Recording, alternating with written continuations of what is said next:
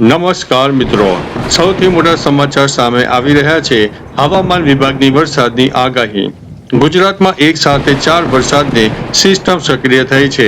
રાજકોટ, ખેડા, વલસાડ અને ભાવનગરમાં ધીમી ધારે વરસાદ, તો મધ્ય ગુજરાતના અનેક વિસ્તારોમાં જોરદાર વરસાદ થયો છે. રથયાત્રા એટલે કે આજના દિવસે પણ અમદાવાદમાં વરસાદની શક્યતા રહેલી છે.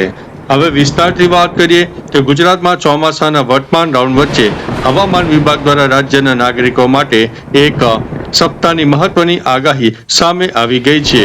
હવામાન વિભાગની માહિતી અનુસાર આગામી 7 દિવસ સુધી સાર્વત્રિક રીતે સામાન્યથી મધ્યમ વરસાદની શક્યતા રહે છે.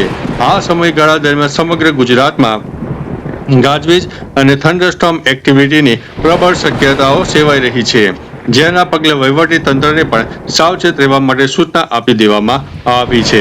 મહત્વનું છે કે એક સાથે 4 વરસાદની સિસ્ટમ સક્રિય થતા ચોમાસું હવે જામશે. હવામાન વિભાગના નીતિ વિષયક વિશ્લેષક અને સેટેલાઇટ ઇમેજ મુજબ હાલ દેશ અને રાજ્યના વાતાવરણમાં એક સાથે 4 વરસાદની સિસ્ટમ સક્રિય થઈ જવા પામી છે. રાજ્યમાં હાલમાં low pressure system, upper air cyclonic circulation, western disturbance અને મોન્સૂન ટોપ એક સાથે સક્રિય ભૂમિકામાં જોવા મળી રહ્યા છે.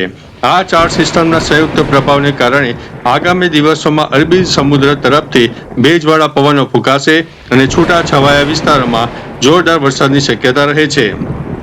આજે મિત્રો 16 જુલાઈ છે, તો 16 જુલાઈએ અમદાવાદમાં ગાજવીજ સાથે તેજ પવન સાથે વરસાદની શક્યતા રહે છે. સ્થાનિક હવામાનની વાત કરીએ તો અમદાવાદ શહેરમાં આજે દિવસ દરમિયાન આકાશ મુખ્યત્વે વાદળછાયું રહેશે. કેટલાક વિસ્તારમાં છૂટાછવાયા ઝાપટા પડવાની સંભાવના છે. જો કે 16 જુલાઈના રોજ અમદાવાદ શહેર તેમજ સમગ્ર જિલ્લાના વાતાવરણમાં મોટો પલટો આવી શકે છે. હવામાન વિભાગે આજે 16 જુલાઈએ અમદાવાદમાં થંડરસ્ટોર્મ અને તેજ પવન સાથે સામાન્યથી મધ્યમ વરસાદની સંભાવના વ્યક્ત કરી છે, જે રથયાત્રાના પર્વને પણ અસર કરી શકે તેવી શક્યતા છે.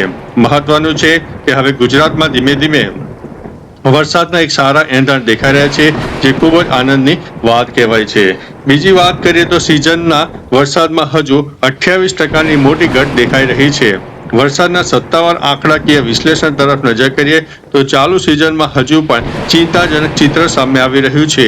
રાજ્યમાં ચોમાસાની શરૂઆતથી જ અત્યાર સુધીમાં સરેરાશ માત્ર 162.8 મિલીમીટર વરસાદ નોંધાયો છે. હવામાન વિભાગના લાંબા ગાળાના રેકોર્ડ મુજબ સામાન્ય પરિસ્થિતિમાં આ સમયગાળા દરમિયાન રાજ્યમાં સરેરાશ 226.1 મિલીમીટર વરસાદ વરસી જવો જોઈતો હતો, પરંતુ આ ગણતરીએ જોતા ગુજરાતમાં ચાલુ વર્ષે સરેરાશ કરતા અંદાજિત 28% જેટલો ઓછો વરસાદ નોંધાયો છે, જેથી ખેડૂતો અને વહીવટી તંત્ર આગામી દિવસોમાં સારા વરસાદ વરસે તેવી આશા વ્યક્ત કરી રહ્યા છે. બાકી મિત્રો, અરવલ્લીના મોડાસા હોય, માલપુરના ગ્રામ્ય પંથક હોય, રાજકોટ સહિત મધ્ય ગુજરાતનો આણંદ જિલ્લો હોય, ઉપરાંત મિત્રો ઘણા બધા વિસ્તારો છે કે જેમાં ગઈકાલે જોરદાર વરસાદ નોંધાઈ ગયો હતો. ખેડામાં પણ ધોધમાર વરસાદ નોંધાયો અને નેશનલ હાઈવે ઉપર વિઝિબિલિટી પણ ઘટી જવા પામી હતી.